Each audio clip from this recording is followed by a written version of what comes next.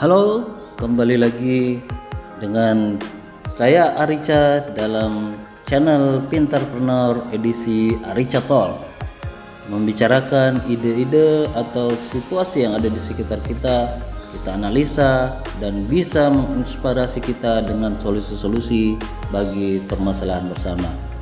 Yuk, sebelum kita lanjut bahas secara detail, saya ingatkan mari subscribe channel ini jika bermanfaat, share dan klik tanda lonceng untuk mendapatkan update kami.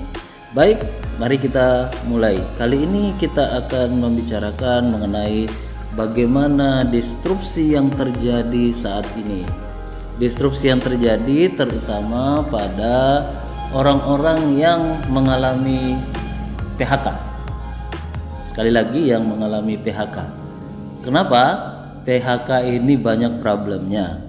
PHK itu menyebabkan sedih, ada yang menyebabkan stres, bahkan ada yang sampai ke level keluarga jadi berantakan. Ada yang bahkan sampai bunuh diri. Nah, kalau kejadian-kejadian ini terjadi terus, justru kasihan. Kenapa? Karena itu terjadi tidak ada solusi yang diperoleh. Nah, sekarang yuk kita berada pada posisi seperti apa yang bisa kita lakukan untuk keluar dari permasalahan tersebut. Sebagaimana kita tahu bahwa masalah itu tidak akan pernah selesai. Masalah itu pasti akan muncul terus-menerus. Pertanyaannya, sikap mental seperti apa yang kita miliki sehingga kita bisa menyikapi masalah itu. Apakah masalah itu justru menjadi problem yang tidak berkesudahan, tidak ada solusi, atau justru menjadi peluang buat kita? Yuk saya kasih gambaran. Gambaran sederhananya, dulu di Inggris ya, itu yang digunakan kendaraannya adalah berupa kereta kuda. Namun dalam penggunaannya kereta kuda itu justru banyak masalah. Banyak kotoran gitu ya, pemeliharaan kudanya juga banyak stres yang mati dan lain sebagainya. Akhirnya apa yang terjadi? Ya karena kondisi kuda tidak memungkinkan lagi, keretanya juga tidak layak lagi di perkotaan, akhirnya banyak orang yang di PHK sebagai driver lah istilahnya sekarang ya, sebagai pekerja di kereta kuda tersebut. Terjadi PHK besar-besaran dan ternyata ada yang menangkap peluang itu. Pada saat itu sudah mulai masuk industri ya, manufacturing yang ada di Inggris. Akhirnya apa? Orang karena ada fasilitas infrastruktur yang ada, kemudian sudah mulai mengenal yang namanya pabrik, alat-alat elektronik, akhirnya banyak yang beralih dari driver menjadi mekanik. Nah, ini lihat nih, peluangnya Mas, dari orang di PHK menjadi driver mekanik, driver kereta sekarang menjadi mekanik mobil, dan justru itu yang bertambah terus sehingga banyak yang mendapatkan inovasi-inovasi baru karena peralihan dari seorang driver kereta menjadi mekanik. Itu juga yang terjadi pada saat ini.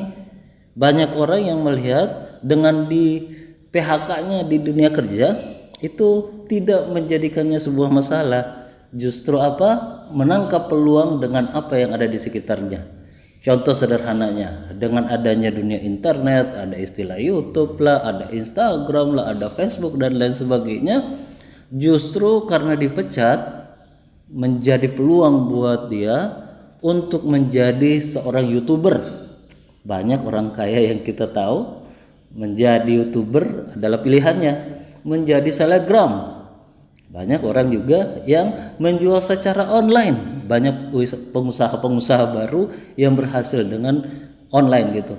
Bahkan ada juga karena dia dipecat, maka mendirikan usaha untuk pengiriman jasa pengiriman barang gitu. Nah, ini potensi semua nih.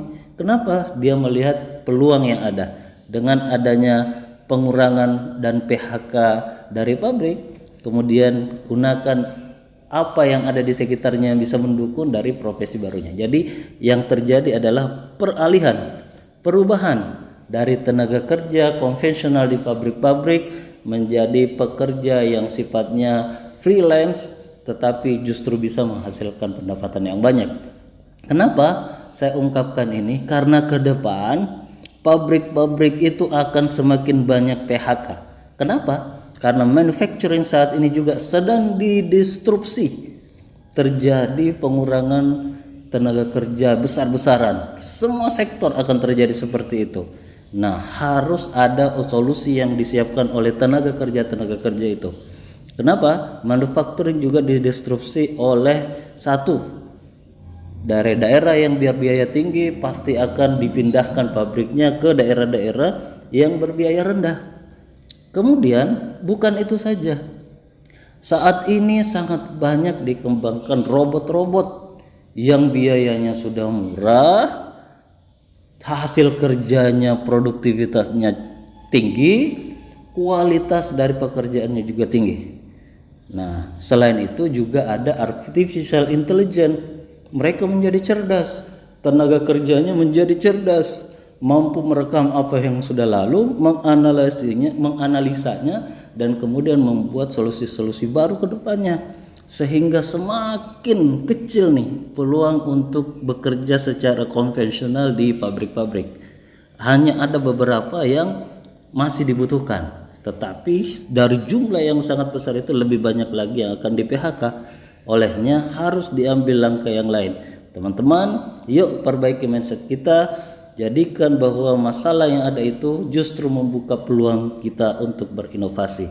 Mungkin itu sharing dari saya pada hari ini, semoga manfaat. Wassalam.